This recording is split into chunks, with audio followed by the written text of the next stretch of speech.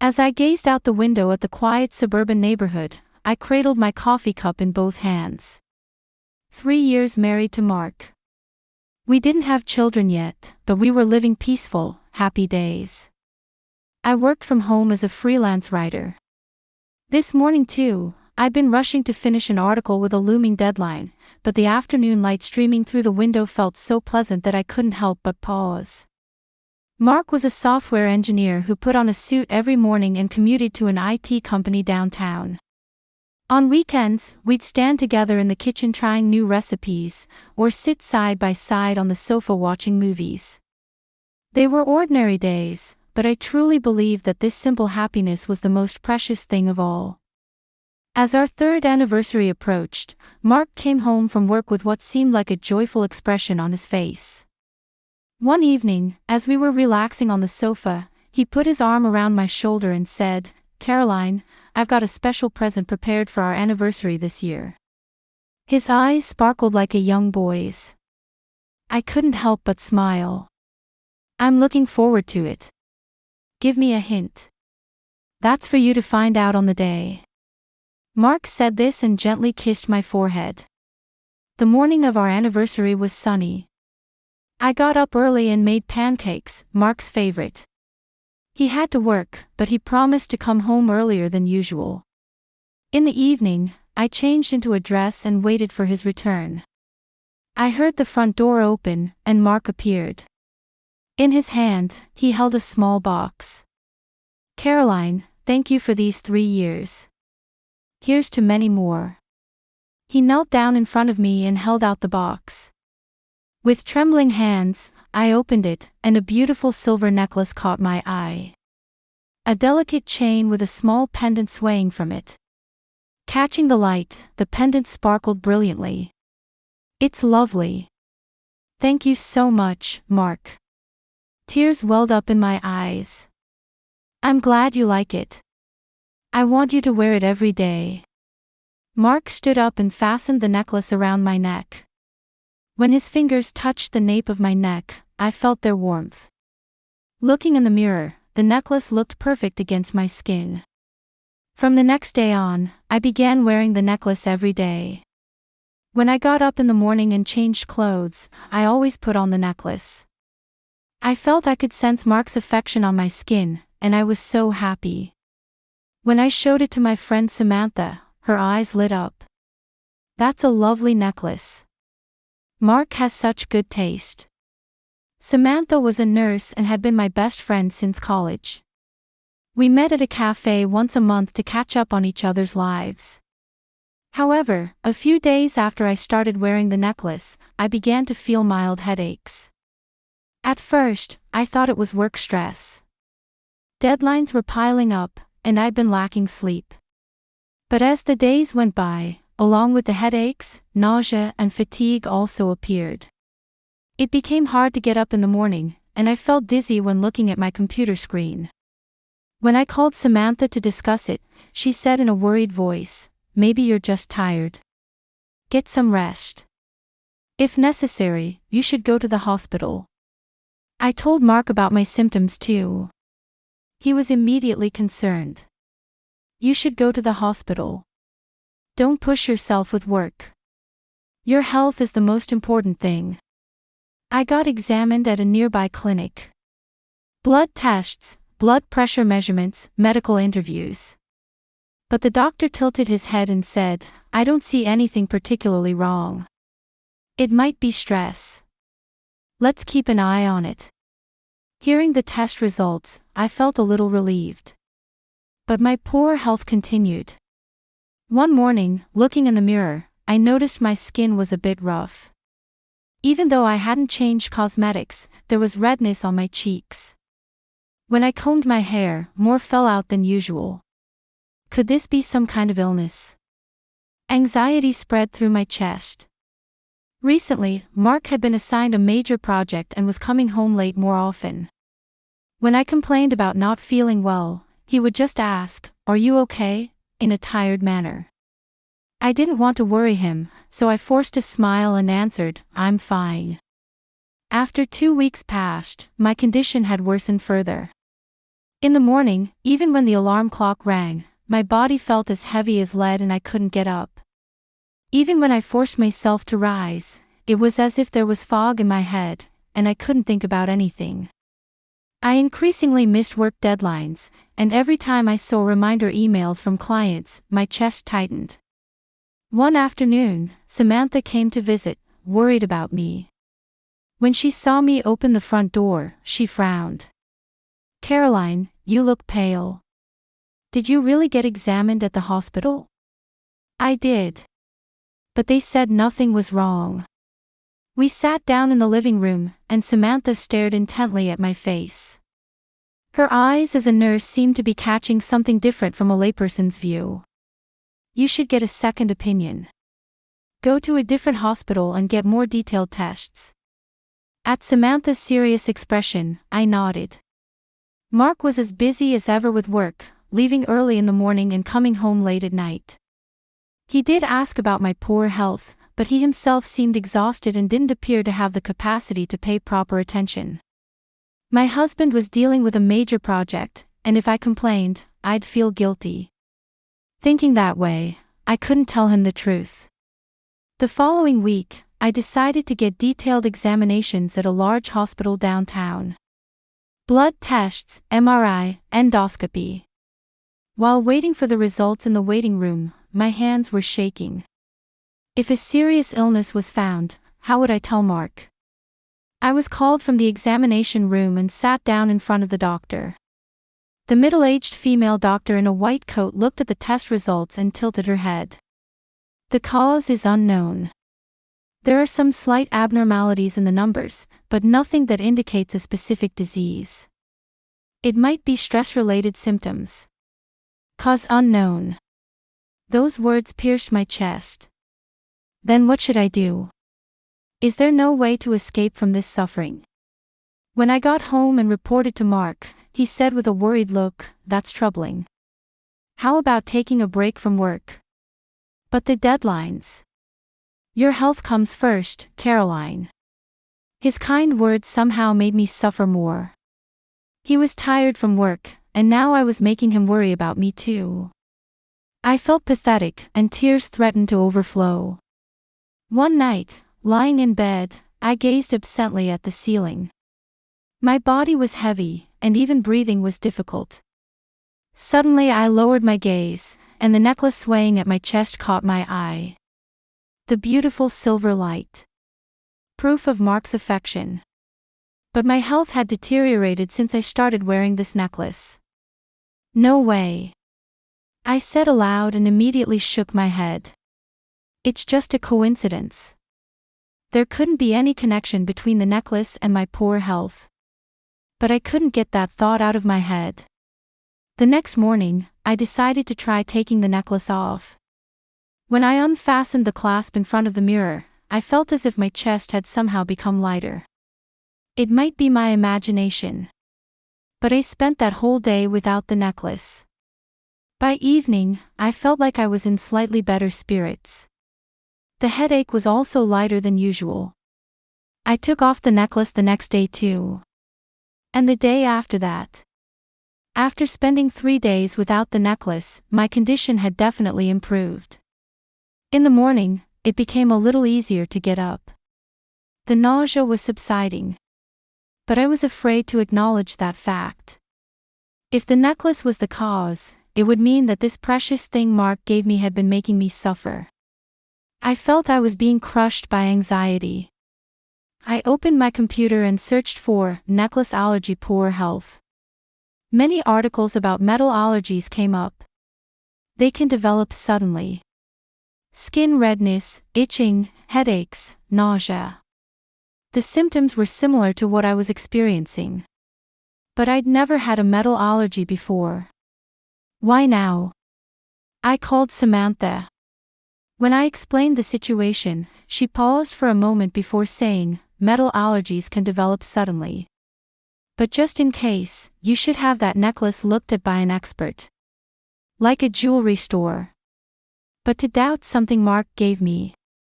My voice was trembling. "Your health comes first, Caroline. Mark wouldn't want to see you suffering either." If it really is an allergy, he'll understand. At Samantha's words, I made up my mind. That's right, I'll just get it checked.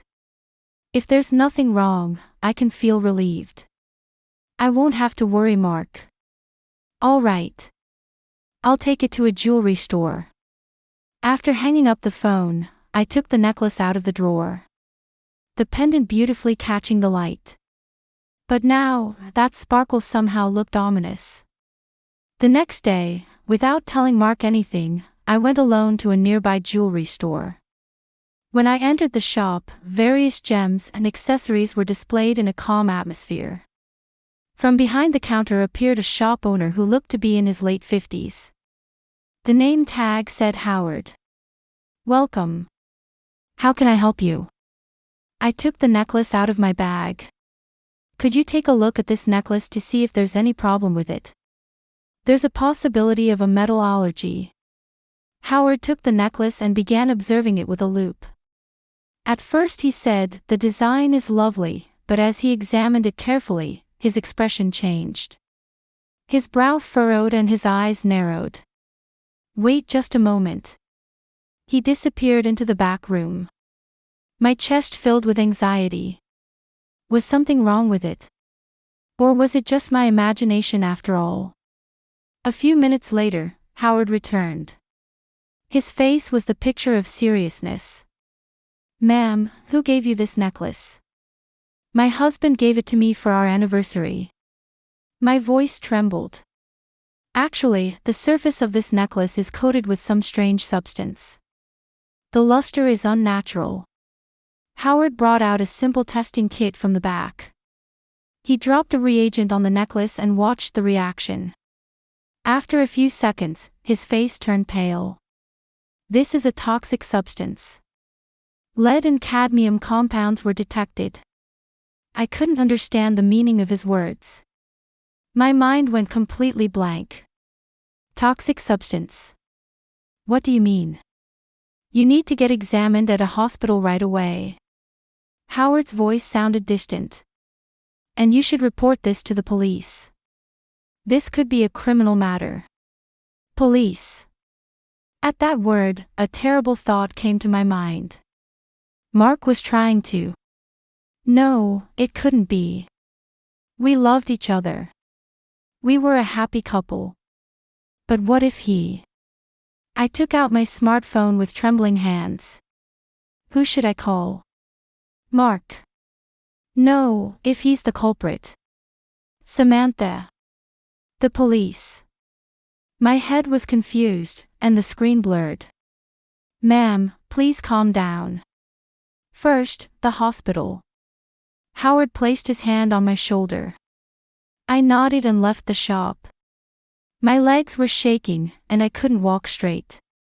When I reached my car, I pressed my forehead against the steering wheel and broke down crying. Mark, why? We were happy. The tears wouldn't stop.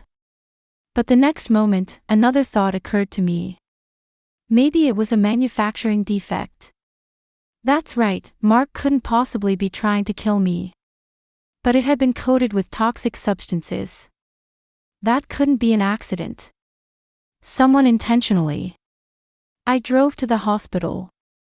When I explained the situation at the emergency room, I was immediately taken to an examination room. The attending physician was a young woman who listened to my story seriously. Let's do a blood test right away. Including a test for heavy metals. After the blood draw was finished, I waited for the results in the waiting room. During that time, I agonized over whether I should contact Mark. If he was the culprit, he might become wary. But if he wasn't, then I who suspected my husband. I clutched my smartphone, unable to decide. 30 minutes later, the doctor called me.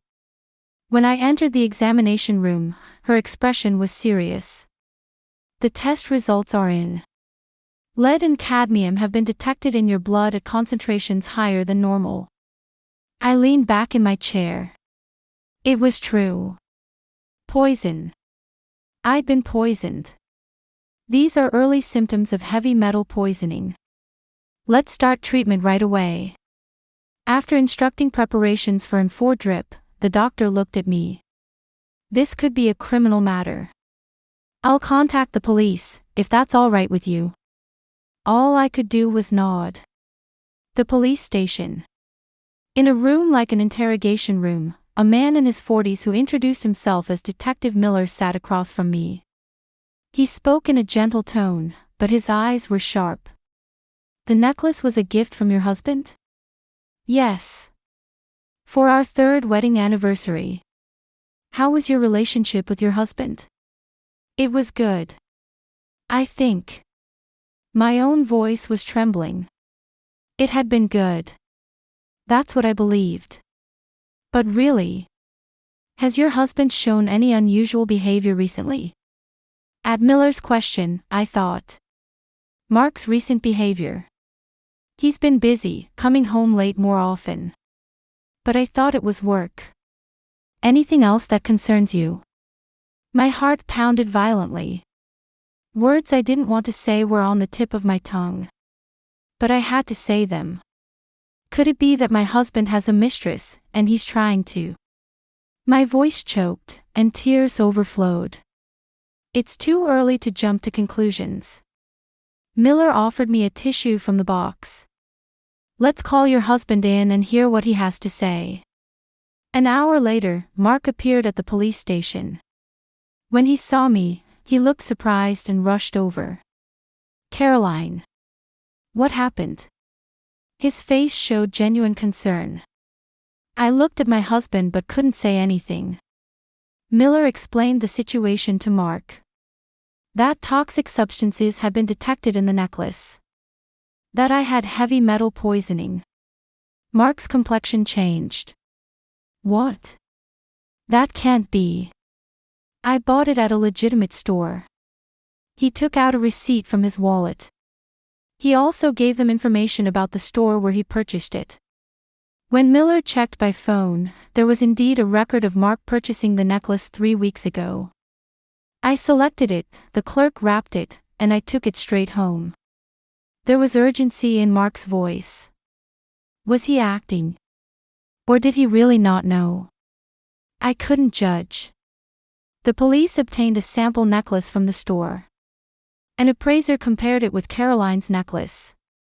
A few hours later, the results came in. This is different. The design is the same, but there are subtle differences. It's a skillfully made imitation. Miller looked at us. Someone switched them. Mark showed an expression of shock. Switched? Who? When? What about your home security? It's a smart lock. I manage it with an app. The police decided to investigate the smart lock's history. Mark and I were made to wait in separate rooms. When I was alone, fear rushed over me. Someone had broken into our home. Tried to kill me. Why? Who? 2 hours later, Miller called us back. We found a suspicious access record. 2 weeks ago on a weekday afternoon, during a time when both of you were away, someone entered your home. Mark held his head in his hands. Any ideas? Someone might have known your password. My password is saved on my phone. Has my phone ever been stolen? Mark's complexion suddenly changed. As if he'd just remembered something. No way. Is there someone you can think of? Miller leaned forward. Mark said in a trembling voice, my ex-girlfriend. Vanessa. My heart felt like it stopped. Ex-girlfriend. Mark had an ex-girlfriend. He'd never told me about that. You never told me about your ex-girlfriend, did you? My voice was cold. Mark couldn't look at me. I'm sorry. It was in the past, and I didn't want to worry you. Tell me more. Miller urged. Mark took a deep breath. Vanessa was a former colleague from 5 years ago, and we were dating. But after I broke up with her, she started stalking me. I stared at my husband in disbelief. Stalking. Such an important thing, why did you hide it? My phone was stolen from my company locker once. At that time, my password might have been seen. Mark covered his face. But that was 3 years ago. Surely not still. Miller obtained information about Vanessa and immediately gave instructions to his subordinates. We'll bring her in. Voluntary cooperation, but if she refuses, we'll get a warrant. I looked at Mark. My husband kept his head down, unable to say anything. Trust. The trust that should have existed between us. I felt it crumbling with a resounding crash. Vanessa Thompson was brought in for voluntary cooperation the next day. Outside the interrogation room, I watched her through the one-way mirror. She was a beautiful woman wearing a refined suit with long black hair tied back. This person was Mark's ex-girlfriend. This person tried to kill me. Miller's interrogation began. At first, Vanessa was calm. I don't know anything. Mark and I ended our relationship 3 years ago. Her voice was composed. But when Mark began his testimony, her expression changed. She was a former colleague from 5 years ago, and we were dating. Mark spoke in the interrogation room. I sat next to him, hearing about my husband's past that I didn't know. But our values didn't match, so I broke up with her. After that, she started stalking me. Specifically, Miller asked. She'd ambush me at work, or call me late at night. My phone was stolen from my company locker once. At that time, she was suspected, but there was no proof. I clenched my fists. Such an important thing, why didn't you tell me? The police searched Vanessa's apartment. There they found decisive evidence. The real necklace. The original necklace that Mark had purchased was found in her bedroom drawer. Furthermore, they also discovered equipment for unlocking the smart lock and samples of heavy metal compounds. Confronted with the evidence, Vanessa finally gave in. In the interrogation room, she confessed everything. Mark was mine. There was madness in her eyes. That woman stole him. So if that woman wasn't there, Mark would come back to me. That's what I thought. I felt nauseous. This woman had tried to take my life. Just to get Mark back. I obtained the smart lock code from the phone I stole 3 years ago. Mark is meticulous, so I thought he probably wouldn't change his password. And I was right. Vanessa spoke matter-of-factly. Switching the necklace was easy. I broke in while you were both away at work. I just swapped it with the necklace I'd coated with heavy metals. There was no regret in her voice. Rather, she even seemed proud of her plan. After leaving the interrogation room, I faced Mark in the hallway. He tried to approach me, but I raised my hand to stop him. Your ex-girlfriend stalking you. Why didn't you tell me, Mark? My voice was trembling. I'm sorry. It was in the past, and I didn't want to worry you. Because you hid it, I almost died. My voice grew louder. The police officers in the hallway turned around. If you'd told me from the beginning. If I'd known about Vanessa. I could have been more vigilant. But you hid it. Mark covered his face. I'm sorry. But I never imagined Vanessa would do something like this. I suspected you. Tears overflowed. That you had a mistress and were trying to kill me. My trust in you was destroyed. Caroline, please forgive me. Mark reached out his hand, but I stepped back. Right now, it hurts to even look at you. I need time. Leaving those words, I walked out of the police station. 3 months later, the trial began. Vanessa was charged with attempted murder. In court, she tried to justify her actions. Mark loved me. That woman stole him. From the defendant's seat, she glared at me. That gaze was filled with hatred. Mark took the witness stand. It ended with her 5 years ago. I only love my current wife. His voice was clear. But I couldn't accept those words straightforwardly. With trust broken, I even doubted my husband's words. That's a lie. Mark is brainwashed. By that woman. Vanessa shouted. The judge banged the gavel. Order in the court. The results of the psychiatric evaluation were read aloud. Vanessa had been diagnosed with delusional disorder. Her obsession with Mark was pathological, and she had become unable to distinguish between reality and delusion. The day of sentencing. The judge read the verdict. The defendant is sentenced to 8 years in prison. Furthermore, after release, she is prohibited from approaching the victims and related parties. As Vanessa was being led away, she shouted toward Mark. Mark! I love you. I'll be waiting. Mark looked away. Exhaustion and regret were etched on his face.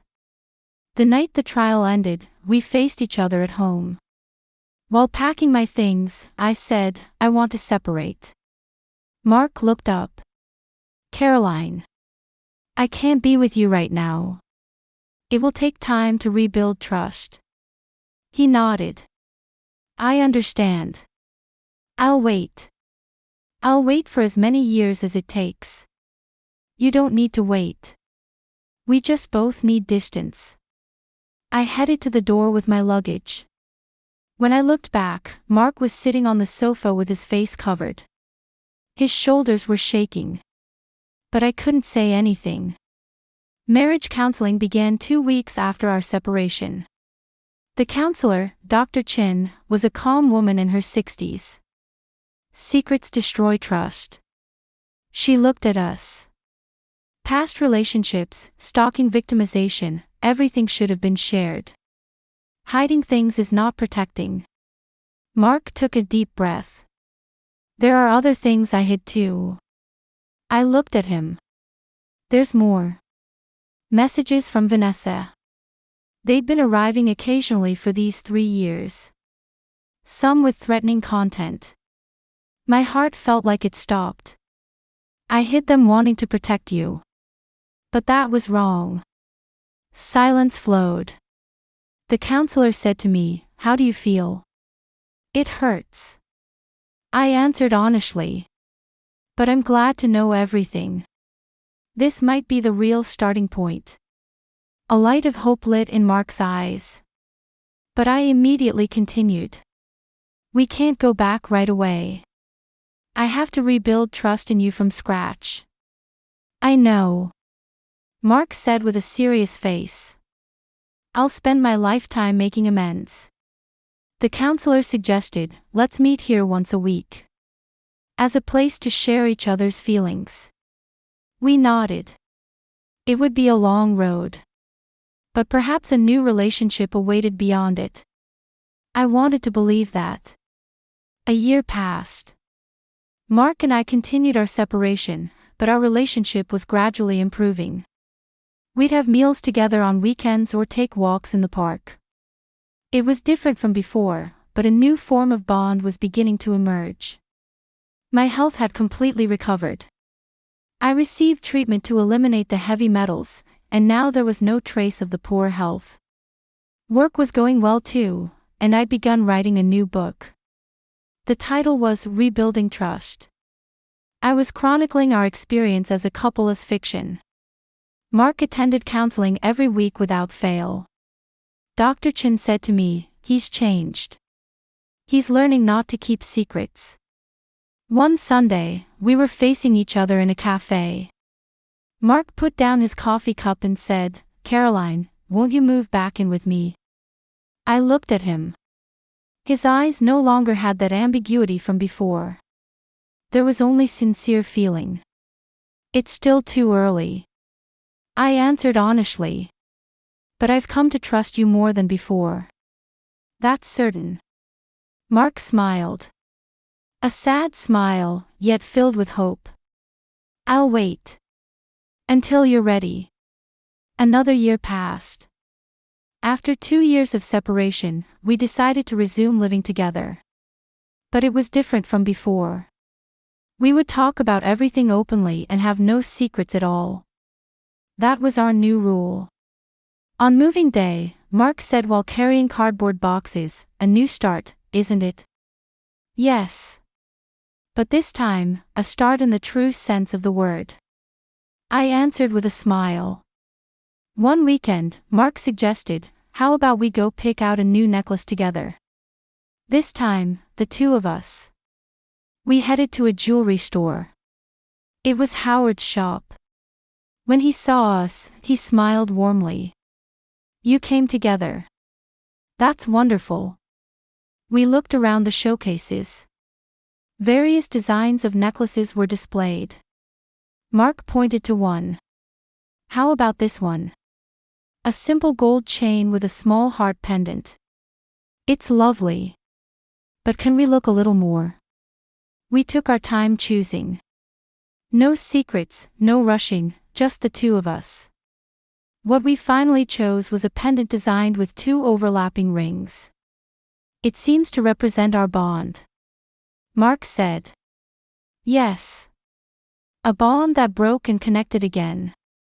As Howard wrapped the necklace, he said, "You two have overcome something tremendous. I'm sure you're connected by a bond stronger than before." On the way home, I held Mark's hand. That incident might have tested us. It was a trial. Mark nodded. But we learned something. That protecting doesn't mean hiding, but telling everything. And that trust isn't about not doubting, but choosing after knowing everything. I continued. Back at home, Mark fastened the new necklace around my neck. Looking in the mirror, the pendant glowed gently at my chest. This time it's a real keepsake, with no secrets. That's right. From now on, let's share everything. Mark embraced me. That warmth had a depth different from before. It was the warmth of a genuine bond that only two people who had overcome pain could have. Outside the window, the sun was setting. A new night was about to begin. And for us, it was also the beginning of a new life. As a couple bound by real trust, with no secrets. Not blood or past, but the courage to share everything creates a real family.